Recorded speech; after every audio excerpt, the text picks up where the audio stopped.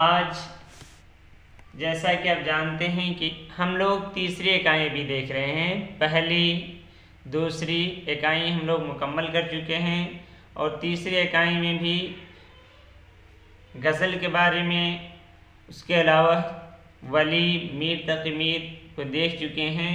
और आज जो हमारा सिलेबस में अब है मिर्ज़ा गालिब, उनके बारे में हम देखेंगे। बिल्कुल।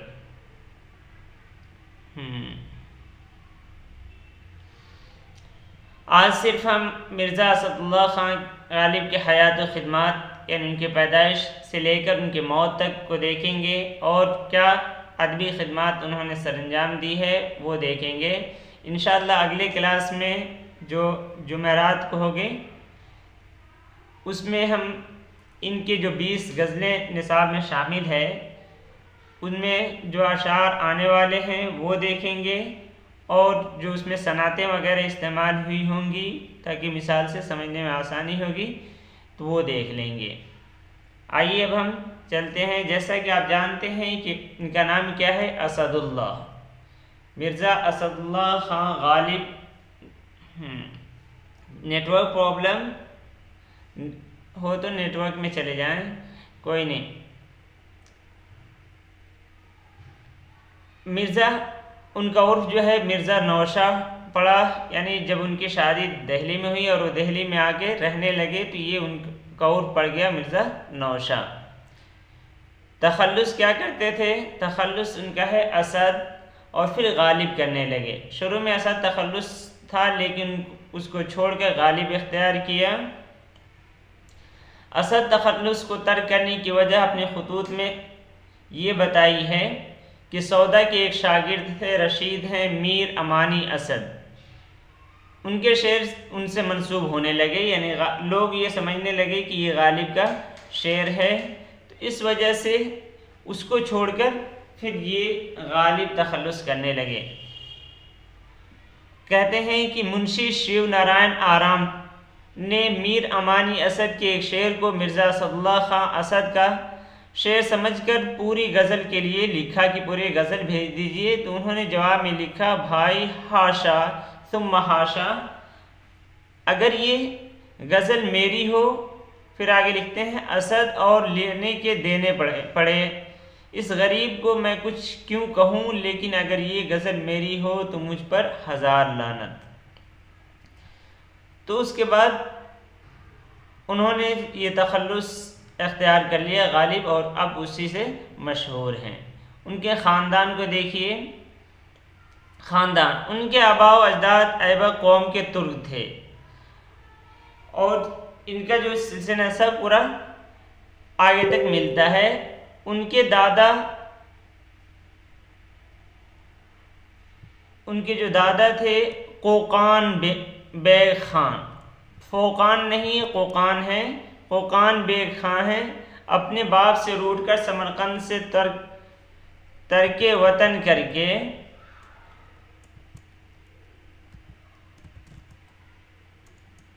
एक सेकंड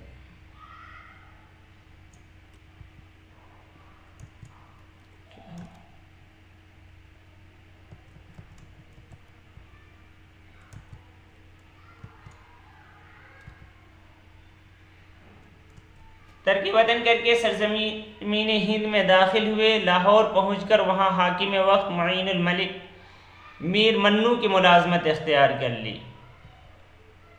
नवंबर 1753 में मुईनुल मलिक की वफ़ात हो गई के बाद दिल्ली आ गए। यहाँ उस वक्त शाह आलम थानी बादशाह वक्त थे।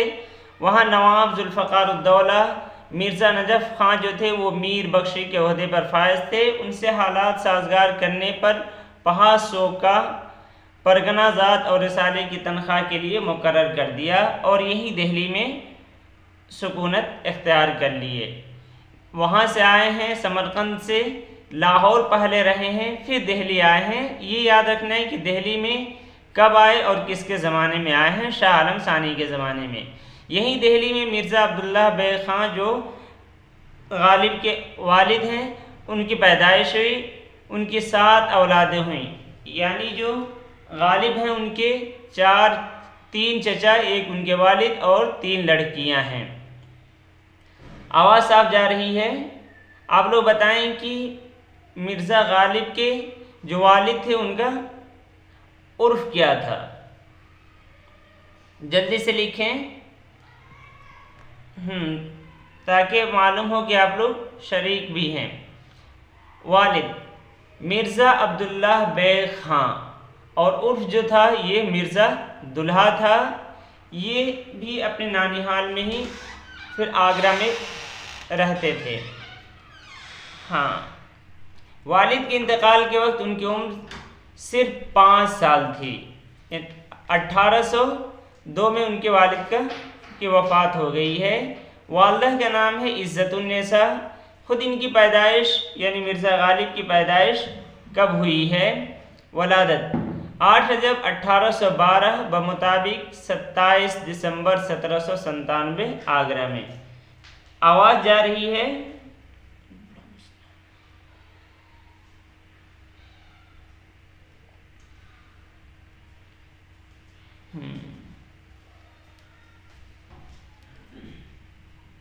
चलिए, हाँ, तो बीच बीच में आप लोग शरीक रहें ताकि मालूम हो। वलादत जो है 27 दिसंबर 1797 आगरा में हुई। तो आप लोग नहीं बताए कि उनके वालिद का उर्फ क्या था। दरवाजे की भी आई थी, कोई बात नहीं। आप लोगों से पूछा गया कि उनके वालिद का उर्फ क्या था, तो मिर्ज़ा दुल्हा। चचा नसरुल्लाह बेग हैं, मरहटों की तरफ से आगरा के सूबेदार और फिर जनरल लेग से रसालादारी का मनसब उन्हें मिला था। चचा का इंतकाल जो हुआ वो 1806 में हुआ। 1806 में उस वक्त गालिब की जो उम्र थी वो गालिब की उम्र कमोबेश 9 साल थी। तो वालिद की वफ़ात के वक्त कितना था ये बताइए। वालिद के इंतकाल के वक्त मिर्ज़ा गालिब की उम्र क्या थी?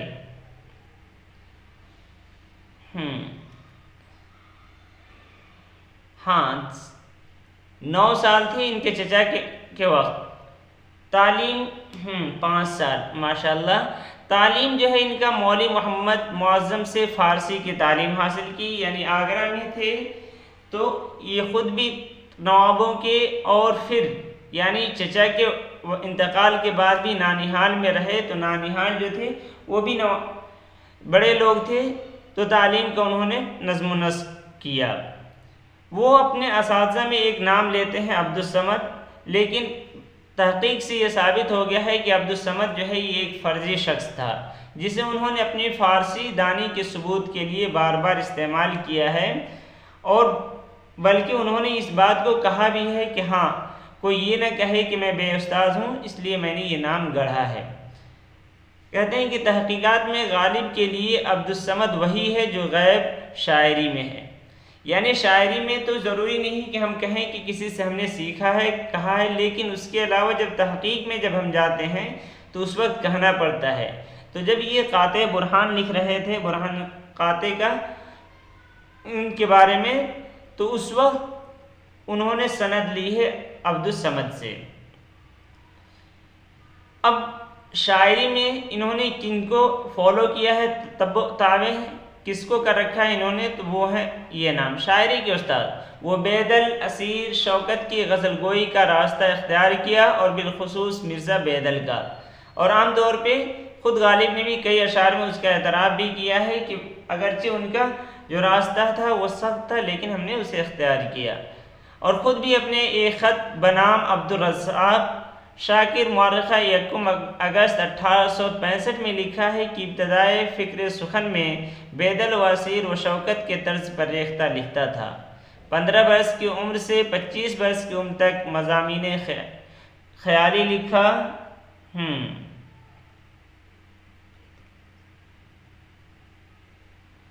हाँ, हरमज़न नाम था जिन्होंने बाद में इस्लाम कबूल किया था। हाँ, ये बात कई किए हैं आसिफ अली, लेकिन बाद में ये साबित हो गया कि नहीं, ये सिर्फ फर्जी नाम है।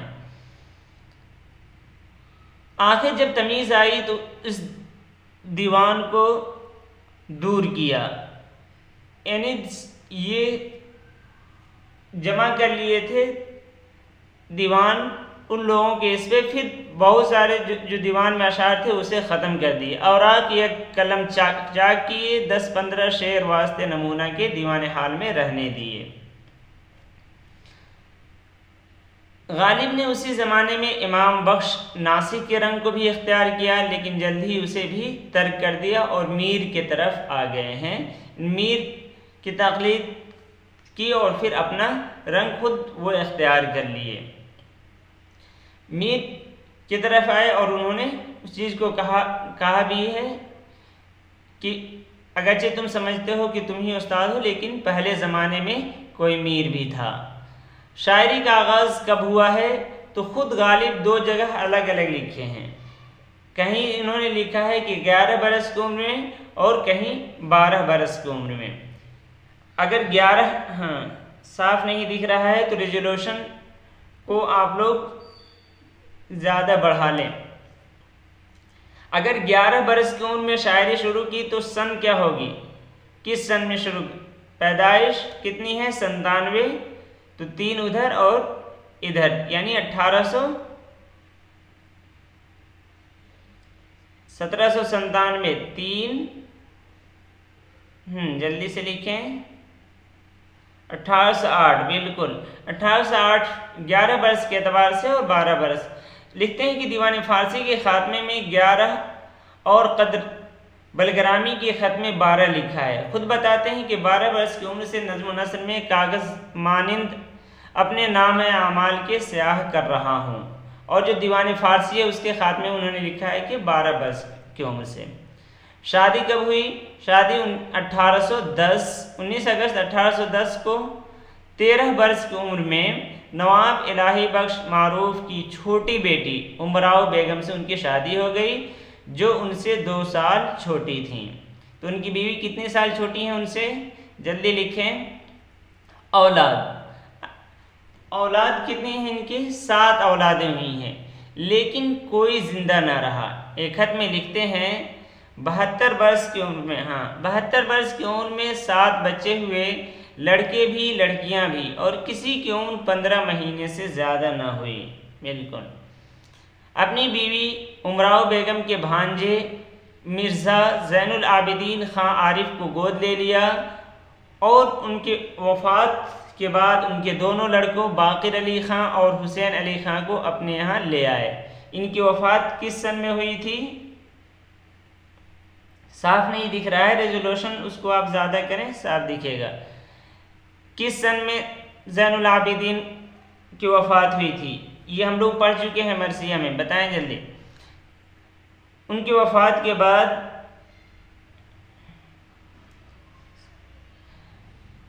ताहयात उनका हर तरह से ख्याल रखा।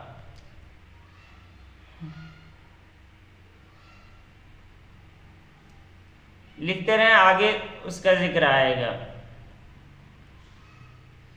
दिल्ली का क़याम, यानी जब शादी हो गई, शादी के बाद वहाँ से फिर दिल्ली आ गए हैं।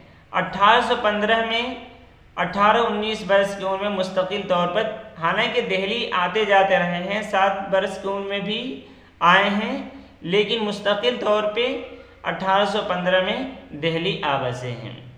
दिल्ली रहते हुए जब अहलिया के साथ रहने लगे तो यहाँ पे माली तंगी और कोई काम तो करते नहीं थे कि उधर से कुछ आमद आए, और जो चचा के वफ़ात पे उनके पेंशन जो इन्हें मिला करती थी 700, उससे गुजारा नहीं हुआ। फिर उन्हें ये मालूम हुआ कि जो उन्हें मिलता है वो असल से कम है और उनकी पेंशन में से किसी और को दिया जाता है। फिर ये अपने जो खुस्र थे उनके भाई और जो इनके चचा के साले नवाब अहमद बख्श हैं, उनसे बात की। फिर उनसे कोई बात नहीं बनी, वो किसी से सिफारिश नहीं की, तो फिर इन्होंने कलकत्ता जाने के ठानी कि हम खुद जाकर अंग्रेज़ों से बात करेंगे। तो वही 21 फरवरी 1828 को कलकत्ता पहुँचे और 28 को उन्होंने पहली अर्जदाश्त कलकत्ता में पेश की और वहाँ तकरीबन 2 साल वहाँ रहे हैं और 29 नवंबर 1829 को दिल्ली वापस आ गए हैं। इसी सफ़र में जब वो कलकत्ता गए थे तो उसी सफ़र में वो लखनऊ और बनारस भी गए। 1869 सही नहीं है, जसादिया अजी बहुत अभी आ रही हैं। 1829 में जब आकर फिर यहाँ रहने लगे, फिर यहाँ भी अपनी पेंशन से मुताल्लिक इधर उधर हाथ पैर मारे लेकिन कोई काम नहीं हुआ। उस दौरान फिर 1840 बमुताबिक कालिदास गुप्ता और हाली नाब हयात के हवाले से 1842 का वाक़या लिखा है कि फ़ारसी के प्रोफेसर के लिए उन्हें बुलाया गया। दिल्ली कॉलेज में उन्हें फ़ारसी के उस्ताद के तौर पे उन्हें बुलाया गया। जब वो गए मिलने के लिए, जिससे बात करनी थी तकर्रुरी की, तो वो दरवाजे पर नहीं आया, उनसे मिलने नहीं आया। और जब ये दरवाजे पे रुके रहे और उनसे आने के बाद उन्होंने पूछा क्यों ऐसा हुआ, तो कहें कि अगर घर पे आप आते तो ठीक है, अभी नौकरी के लिए आए हैं तो आपका इस्तकबाल नहीं किया जाएगा। तो उन्होंने ये कहकर छोड़ दिया कि हम सरकारी चीज़ें तो इसलिए ले रहे हैं ताकि हमारी इज़्ज़त और बढ़े और इसकी वजह से तो हमारी इज़्ज़त ख़त्म हो रही है। तो फिर वो उस ओहदे को लेने से इनकार कर दिए। जो उसके बाद अगला जो एक इनकी ज़िंदगी का एक अहम हादसा जो पेश आया है वो जुआ खाना, वो गिरफ्तारी। 2 बार इनकी गिरफ्तारी हुई है, 2 बार जुआ की वजह से, जिसके ये शौकीन थे। 1 अगस्त 1847 में और एक 6 साल बाद 1847 में। इसे याद रखने के लिए आप ये भी याद रख सकते हैं कि दीवान गालिब जो आया है 1841 में पहली बार आया है, यानी पहली एडिशन जो आई है, और दूसरी एडिशन जो आई है वो 1847 में आई है। तो जिस साल दीवान गालिब आती थी उसी साल ये कैद में हो जाते थे। अगस्त 1841 में उनके घर पे छापा पड़ा और अदालत ने 100 रुपये जुर्माना किया। जुर्माना अदा न करने की सूरत में 4 महीने की कैद की सज़ा सुनाई। जुर्माना अदा करवाया गया और गालिब जेल जाने से बच गए। यानी पहली बार जब पकड़े गए तो जेल नहीं गए हैं, जैसा कि जमील जालवी ने लिख रखा है कि पहली बार जब पकड़े गए तो ये कहा गया कि 100 रुपये जुर्माना दीजिए। जुर्माना न देने पे उन्हें 4 महीने के कैद की सज़ा थी, लेकिन पैसा दे दिया गया। उस वक्त जुआ खेलने की वबा पूरी दिल्ली में आम थी। नया को और इनके पास भी पैसे की कमी थी। दूसरी बार 200, बिल्कुल माशाल्लाह, अच्छी तैयारी है। हाँ, वो भी आगे देखते हैं। वबा आम थी और साथ साथ इन्हें भी पैसे की ज़रूरत थी, काम तो चल नहीं रहा था पेंशन वगैरह से। तो ये भी सोचे कि चलो जुआ पे भी हाथ डालते हैं और जो इनकी जहाँ पे ये रहते थे वहाँ पे भी लोगों को रखते थे, यानी खिलाते थे और उससे पैसे लेते थे। तो नया कोतवाल शहर हुआ फैजुल हसन खां। वबा को ख़त्म करना चाहा, जुए का अड्डा चलाने वालों को तंबीह की और जब गालिब का दीवान खाना उसी तरह अड्डा बना रहा तो एक दिन कोतवाल शहर रथ में सवार होकर और सिपाहियों को डोली में बैठाकर वहां पहुंचा और अंदर ये कहला भेजा कि जनाने आए हुए हैं, यानी औरतें आई हुई हैं ताकि लोग खाली कर दें, वो जाएं। और जब वो अंदर गए तो पता चला कि ये छापा मारा गया है। बैठा कर वहाँ पहुँचा और साहब खाना मिर्ज़ा असदुल्लाह खान गालिब को गिरफ्तार कर लिया। ये तारीख क्या थी? शिफ्ता ने अदा किया। 25 मई 1847 को उन पर कुमारबाजी का मुकदमा कायम हुआ। मजिस्ट्रेट के यहाँ पेशी हुई और उसने 6 माह कैद बामुशक्कत और 200 रुपये जुर्माने की सज़ा सुनाई और जुर्माना अदा न करने की सूरत में 6 माह मज़ीद कैद भुगतनी पड़ेगी। यानी अगर 200 रुपये नहीं अदा करेंगे तो 6 माह और बढ़ जाता, लेकिन असल जुर्माने के अलावा 50 रुपया और अदा कर दिए जाएं तो उस सूरत में मुशक्क़त की सज़ा माफ़ हो जाएगी। यानी 6 महीने कैद तो रहेगी ही और 200 रुपये देने पड़ेंगे, लेकिन अगर से 50 रुपया और दे देते हैं तो जो कैद बामुशक्क़त थी वो कम कर दी जाएगी। उसमें हाली ने लिखा है कि यह कैद भी वो सिर्फ 3 माह ही रहे और उसके बाद वापस आ गए थे।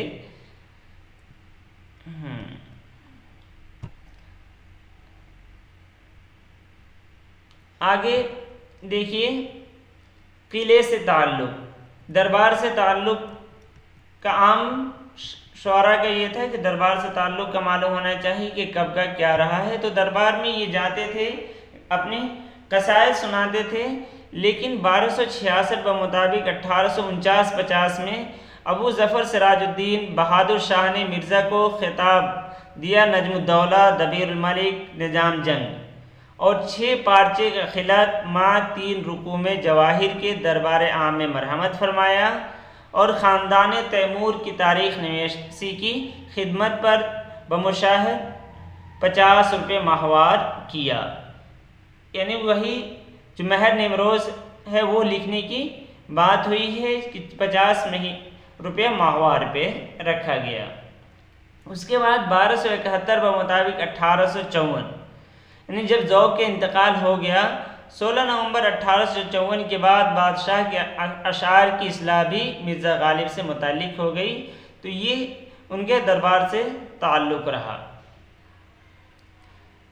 ये जब लिख रहे थे ख़ानदान तैमूर, जो हम आगे देखेंगे, इन पहली जिल्द उसकी मुकम्मल हुई। उसी के बाद 1857 का गदर हो गया, वो पेश आया। उसमें फिर उन्होंने दस्तंबो लिखा है, उसका भी जिक्र आगे आएगा। और उसी वक्त काते बुरहान भी लिखे थे उसी दौरान। वजीफ़ा रामपुर, यानी जब गदर के बाद का ये वाक़या है। गदर के बाद 2 बरस बाद नवाब यूसुफ अली ख़ान मरहूम रईस रामपुर ने 100 रुपये माहवार हमेशा के लिए मिर्ज़ा के वास्ते मुकर्रर कर दिया था। अब उसके बाद उनके तसानीफ देखते हैं। हाँ, उन्होंने लिखा है, हाली ने यही लिखा है कि 3 ही महीने रहे थे, लेकिन जो सज़ा सुनाई गई थी वो 6 महीने की थी। आइए अब तसानीफ तालीफ देखते हैं कि उनकी तसानीफ तालीफ कौन सी है। तो 2 हिस्से में कर सकते हैं, उर्दू और फ़ारसी वाले। उर्दू में पहला नंबर है गुले राना जी। गुले राना ये मौलवी सिराजुद्दीन अहमद, जिनके नाम सबसे ज़्यादा फ़ारसी ख़त हैं, उन्होंने गालिब से उर्दू और फ़ारसी कलाम के एक इंतखाब की फरमाइश की, जिसे उन्होंने कबूल किया और गुले राना के नाम से 455 उर्दू और 455 फ़ारसी अशार का उसमें इंतखाब शामिल किए और एक दिबाचा व ख़ात्मा लिखकर उसे मुकम्मल व मुरत्तब कर दिया। तो इस तरह इसमें कितने अशार हो जाएंगे?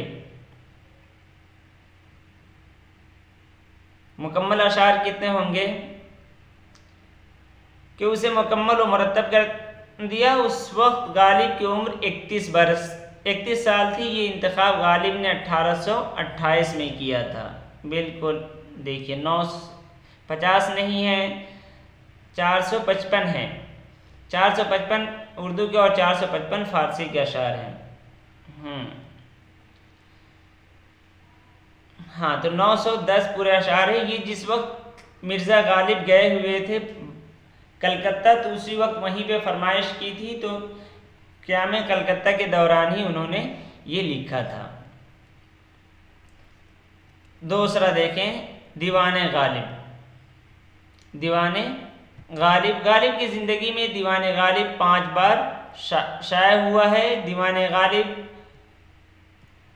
उर्दू जो है पहली बार शाबान 1257 बमुताबिक अक्टूबर 1841 में मतबा सईदुल अखबार से शाये हुआ। तो ये 1841 आपको याद रखना है। इस 1841 में ही अगस्त में उन्हें पहले बार जुआ केस में कैद किया गया था। इन कैद की सज़ा सुनाई गई थी, लेकिन 100 रुपये देकर छूट गए थे, जिसमें गालिब का दिबाचा और आखिर में नवाब ज़ियाउद्दीन अहमद ख़ान की तकरीर शामिल है। उसमें अशार की तादाद 1095 है।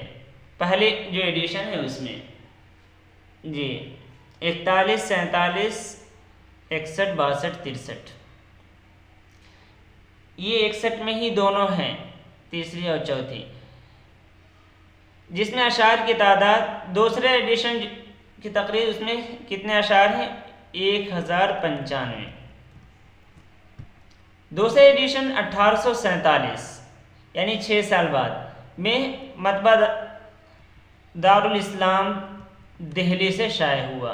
तो देखिए पिछली बार वाले में ये पूछ लिया गया था कि दूसरी एडिशन कहाँ से शाये हुई, इस चीज़ को ख्याल रखिए। जैसे पहली एडिशन मतबा सईदुल अखबार से शाये हुआ, दूसरा मतबा दारुल इस्लाम दिल्ली से शाये हुआ, जिसमें अशार की तादाद 1111 है।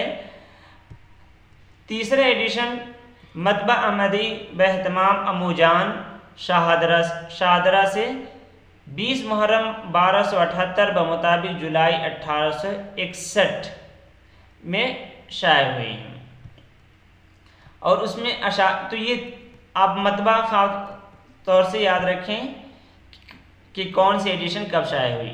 लेकिन जो ये तीसरी एडिशन जो शाये हुई थी वो इन्हें पसंद नहीं आई थी गालिब को, और उन्होंने कहा था कि ये दिल्ली वाले शाये करके किताब को ख़राब कर देते हैं। फिर उसी साल में यानी 1861 में ही दीवान गालिब का चौथा एडिशन मतबा निज़ामी कानपुर से शाये हुआ। तो चौथा जो एडिशन है वो कानपुर से शाये हुआ है 1861 में। उसमें अशार की तादाद जो है 1802 है। पांचवा एडिशन 1863 में मुंशी शिव नारायण के ज़ेर एहतमाम मतबा मुफीद खलाक आगरा से शाये हुआ। तो ये आपको जहन में रखना है। अब इसको कैसे याद रखेंगे? तो 41 से आप जुए वाले से याद रख सकते हैं। उसके बाद 6 साल के बाद फिर 4 साल के बाद और फिर 2 साल के बाद, यानी 2 साल कम होते हुए 6 साल के बाद फिर 4 साल के बाद ये दो एडिशन आए हैं, और फिर 2 साल के बाद।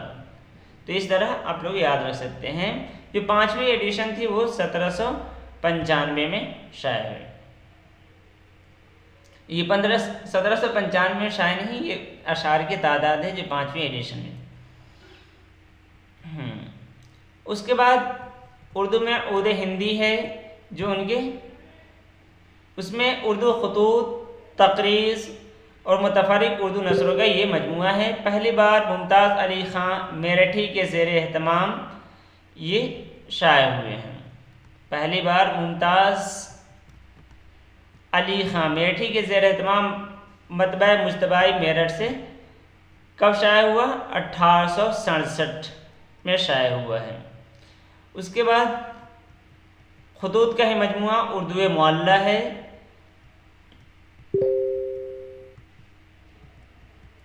उर्दू मुअल्ला अकमल मताबिअ से 21 ज़िक़ादा बमुताबिक 6 मार्च 1869 को ये मजमुआ उर्दू मुअल्ला हिस्सा अव्वल के नाम से गालिब की वफ़ात के 19 दिन बाद शाये होकर सामने आए। यानी पहले ही ये जमा कर दिए थे और उसके बाद ये 19 दिन बाद ये शाये होकर आए थे। फिर 1899 में, यानी उस वक्त सिर्फ हिस्सा अव्वल के नाम से था, फिर 1899 कितने साल बाद मौलाना हाली ने खतूत का एक और मजमुआ मा हवाशी मुरतब किया और मतबा मुजतबाई दिल्ली से पहला और दूसरा हिस्सा एक साथ उर्दू मुअल्ला ही के नाम से शाये हुआ था। हाँ, ये बताएं कितने साल बाद हाली ने इसे किया था? क्यों खामोश बहुत हैं आप लोग? 30 साल बाद। उसके बाद पाँचवीं जो है ये निकात गालिब और औकात गालिब, 36 सफ़ात मुश्तमिल ये मुख्तसर सी निसाबी किताब है, जिसे नाज़िम तालीमात पंजाब के डायरेक्टर मेजर फुल्लर की फरमाइश पर और मास्टर प्यारे लाल अशोक के तवस्सुत से गालिब ने तालीफ किया था। उसके 2 हिस्से थे। कितने हिस्से थे?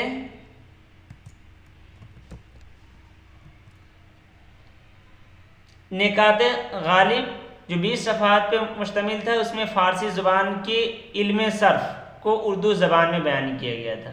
यानी निकात गालिब वाला जो हिस्सा है उसमें इल्म सर्फ़, यानी जो आपने पढ़ा है सौत वगैरह, इल्म सर्फ़, इल्म मा और नहविया नहव सर्फ़, तो ये सर्फ़ फ़ारसी ज़ुबान के इल्म सर्फ़ जो है वो उर्दू ज़ुबान में थे। और औकात गालिब में पंच आहंग की आहंग पंजुम से इंतखाब करके 15 फ़ारसी खतूत शामिल किताब किए। ये पहली बार 1867 में दिल्ली से शाये हुए। उसके बाद कादिरनामा, ये मसनवी कादिरनामा एक तरह की लुग़तनामा ही है, जिसमें गालिब ने आम इस्तेमाल की फ़ारसी और अरबी अल्फाज की हिंदी और उर्दू मुतरादिफ बयान किए हैं। ये किसके लिए उन्होंने लिखा था? कादिरनामा जो मसनवी है, जो आम, इसके बारे में उन्होंने कहा है कि इसके पढ़ने के बाद जो आमदनामा होती है फ़ारसी की किताब, उसे पढ़ने की ज़रूरत नहीं है। ये उन्होंने किसके लिए लिखा था?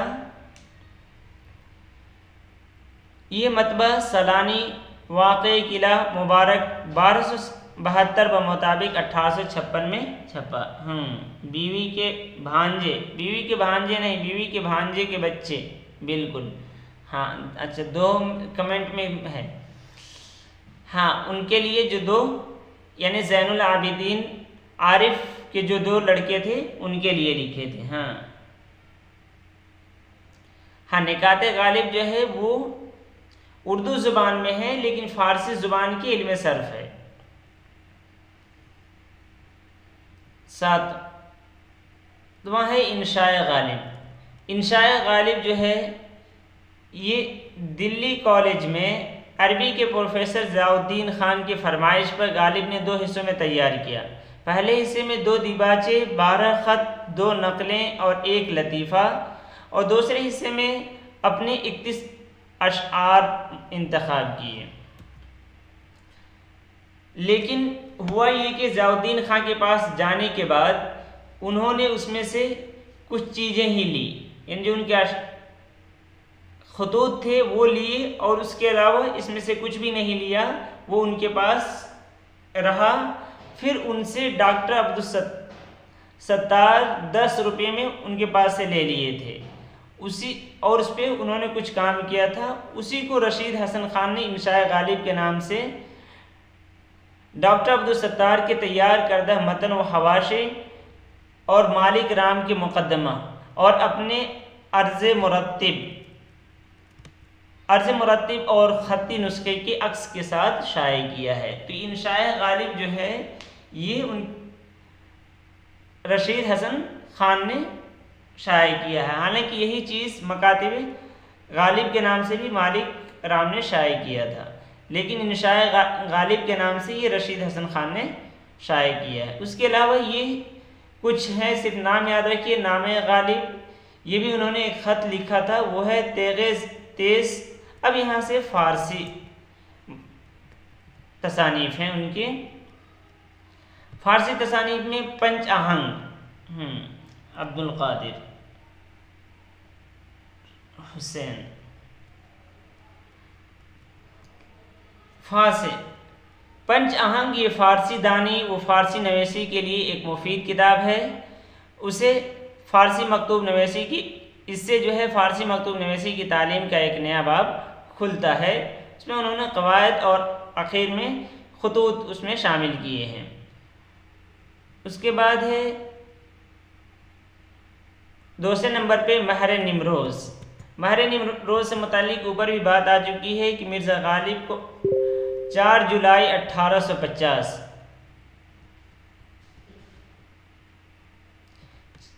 4 जुलाई 1850 को फारसी ज़ुबान में तैमूरी ख़ानदान की तारीख़ लिखने पर मामूर हुए। बादशाह वक्त बहादुर शाह ज़फ़र ने उन्हें नजमुद्दौला दबीरुल मलिक निज़ाम जंग का खिताब अता किया और 50 रुपये माहवार तनख्वाह मुकर्रर की, जैसा कि आपने ऊपर देखा है। और उन्हें ये कहा गया कि अमीर तैमूर से लेकर बहादुर शाह ज़फ़र तक के हालात लिखें, और उन्होंने वैसा किया भी। जनवरी 1851 तक बाबर बादशाह तक और मार्च 1851 तक हुमायूं तक के हालात लिखे जा चुके थे। फिर उसके बाद बादशाह वक्त ने ये कहा कि हकीम अब शुरू से बिल्कुल, यानी बिल्कुल जिस वक्त से दुनिया कायम है उस वक्त से लेकर पहले जिल्द में लिखा जाए तैमूर तक, और उसके फिर बाद वाले में अगला लिखा जाए। और हकीम अहसनुल्लाह खां को मदद के लिए मुकर्रर किया कि ये मवाद फराहम करेंगे उर्दू में और उसको आप फारसी में लिखिएगा।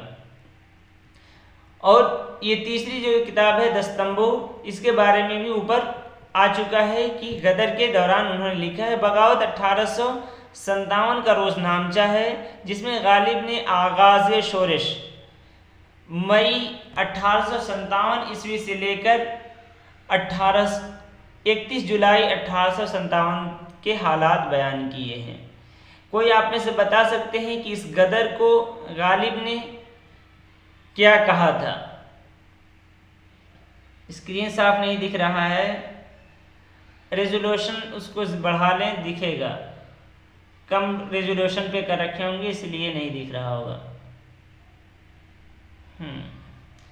हाँ, सवाल आपके ये है कि इस वक्त यानी 1857 जो ये गदर हुआ है इसको गालिब ने क्या कहा था? कोई बताएं?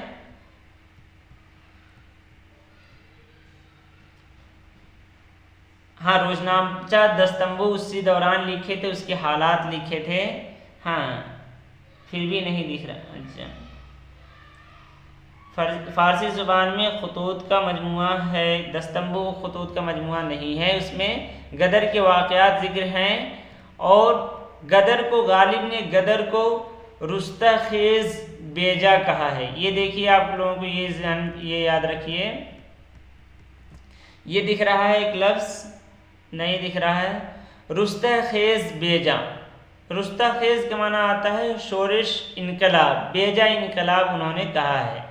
गालिब जो थे ये अंग्रेज़ों की हिमायत करते थे और अंग्रेज़ की तारीख में भी इन्होंने कसीदे लिखे हैं। हाँ, दिलशाद सईद ताखिर से। ये आप ध्यान में रखिए, गदर को उन्होंने रुस्ता खेज़ बेजा कहा है। चलिए अब आगे देखते हैं। उसके अलावा भी जो उनके फारसी तसानीफ ये हैं वो देखिए, कुल्लियात नस्र गालिब है, फारसी में है। क़ाते बुरहान, जो उन्होंने बुरहान क़ाते की कुछ अल्फाज पे उन्होंने काम किया था, फिर इस पर भी एतराज़ हुए थे। दरफश कवानी, कुल्लियात फ़ारसी, सवदे चीन, बागे दोदर, दुआए सबा और रिसाला फ़न्ने बाक है। तो ये हैं। कोई नहीं, कल से आप वक्त पे आइए। अब आगे देखिए, ये तसानीफ थी। अब शागिर्द के देखिए, शागिर्द, उनके शागिर्द बहुत से थे, लेकिन मुंशी हरगोपाल तुफ्ता, मीर मेहदी मजरू, मिर्ज़ा कुर्बान अली बेग सालिक, मिर्ज़ा हातिम अली महर, नवाब मुस्तफ़ा शेफ्ता और मौलाना अल्ताफ़ हुसैन हाली ख़ास तौर पर काबिल ज़िक्र हैं। तो हमने पूरा देखा, पैदाइश, उसके बाद ख़ानदान वगैरह, तालीम, असातिज़ा, फिर उनके जो खिदमात थे वो देखे, शागिर्द। अब उनकी आखिरी ज़िंदगी पे उनको देखते हैं। बीमारी वफ़ात, मई 1858 में उन पर दर्द गुर्दा, कोलन का हमला हुआ। एक बीमारी होती है जिससे गुर्दे में दर्द पैदा होता है। 1858 में, यानी देखिए 1857 में फारिग हुए हैं। उसके बाद यही 1858 में उन पर ये हमला हो गया, यानी ये बीमारी आ पकड़ी। उसके बाद 1862 में हाथ में फोड़ा निकल गया, ये भी उन्होंने अपने ख़त में जिक्र किया है। 1865 में 2 बार गालिब रामपुर गए हैं, उसमें से दूसरा है 1865 में उन्हें रामपुर का सफ़र करना पड़ा। किस लिए गए थे? नवाब यूसुफ अली ख़ान वफ़ात पा गए थे और नवाब कल्ब अली ख़ान मसनद नशीन हुए, तो उस मौके पे वो 1865 में गए थे। अक्टूबर 1865 में दिल्ली से रवाना हुए, 12 अक्टूबर को रामपुर पहुंच गए थे, फिर 18 दिसंबर को रामपुर से रवाना हो गए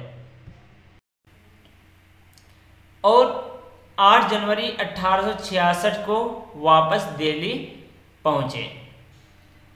इसी में सफ़र में ही वो बीच में सैलाब में पुल के गिरने की वजह से ये भी पानी में इधर उधर हो गए थे और मुरादाबाद ठहरे थे, ठंडक वगैरह लग गई थी, एक ही कंबल था, तो थकान अच्छी खासी हो गई थी। तो ये सफ़र के थकन और बीमारी से नकाहत बहुत बढ़ गई।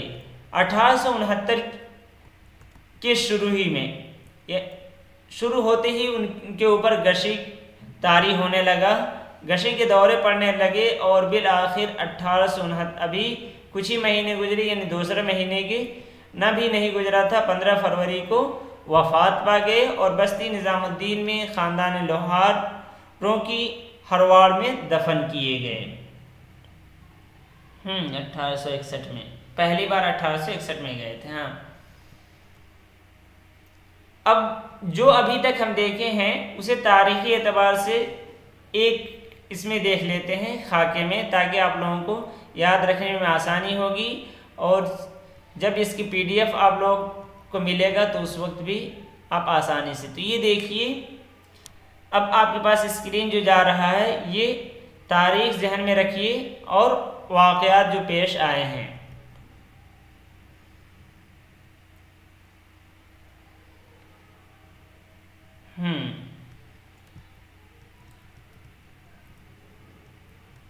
दिख रहा है सबको? अगर दिख रहा हो तो बोलिए।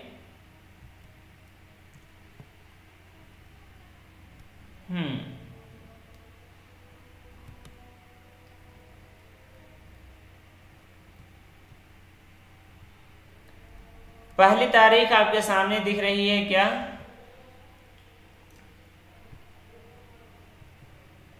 सत्ताईस दिसंबर 1797। इसमें क्या हुआ है 27 दिसंबर 1797 में? 27 दिसंबर 1797 में पैदाइश, बिल्कुल हाँ, उनकी पैदाइश हुई है 1802 में। 1802 में क्या है, वालिद जो थे मिर्ज़ा अब्दुल्लाह बेग, उनका इंतकाल हो गया 1802 में। अब बताएं 1806 जो है, 1806 में क्या हुआ है, कौन सा वाक़या पेश आया? चचा नसरुल्लाह बेग का इंतकाल हो गया। हाँ, ठीक जा रहे हैं आप लोग, माशाअल्लाह।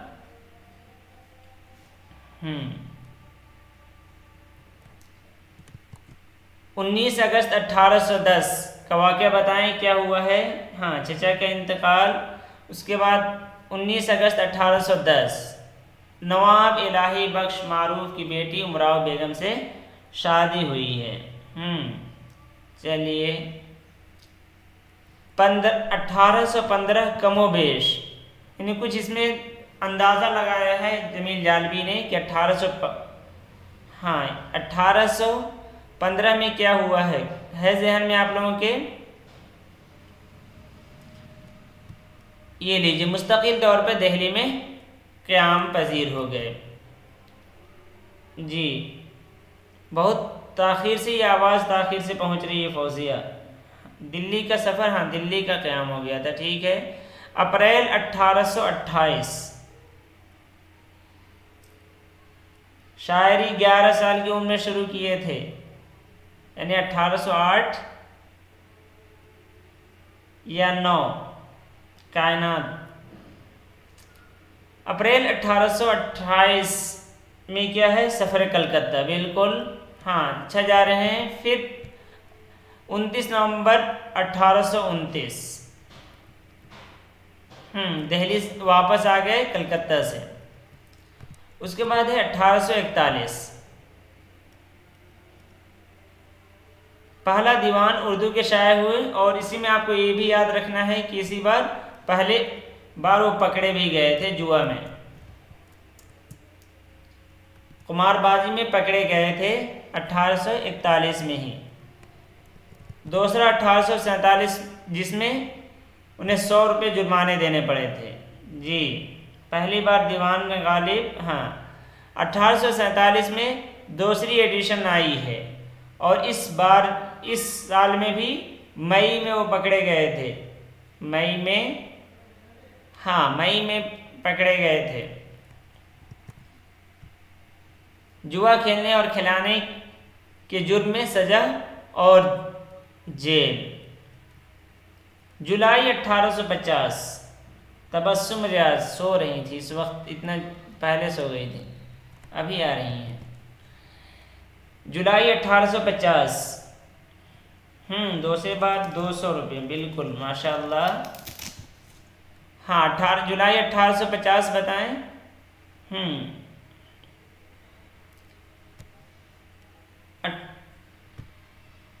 शाह ने तैमूर की तारीख लिखने का काम उनके सुपुर्द हुआ था। 2 अप्रैल 1852 ये था, आप लोग 1869 लिख रहे थे। ज़ैनुल आबिदीन खां आरिफ का इंतकाल जो है 1852 है, आप लोग 1869 लिख रहे थे। 35 साल की उम्र में 1852 में हुआ।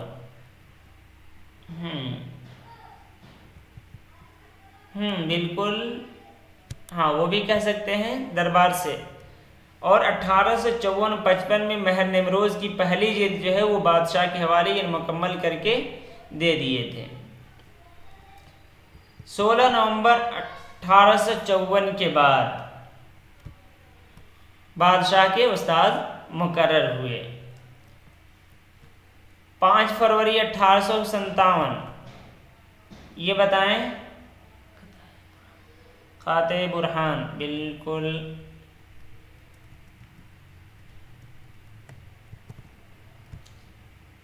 नवाब रामपुर के उस्ताद हुए हैं, ये एक अलग से याद रखिए, शायद जिक्र नहीं आया ऊपर। 5 फरवरी 1857 को नवाब रामपुर के उस्ताद बने थे। 1857 से आप लोगों को दस्तंबू भी याद आ रहा है, माशाल्लाह, अच्छी बात है। मई 1858 जो उनकी तबीयत ख़राब हुई थी।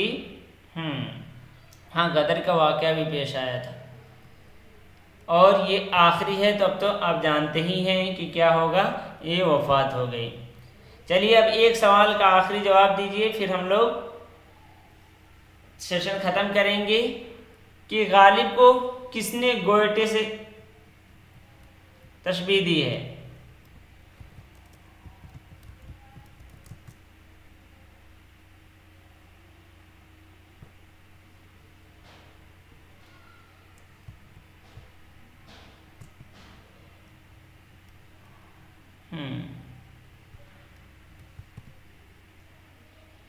नहीं,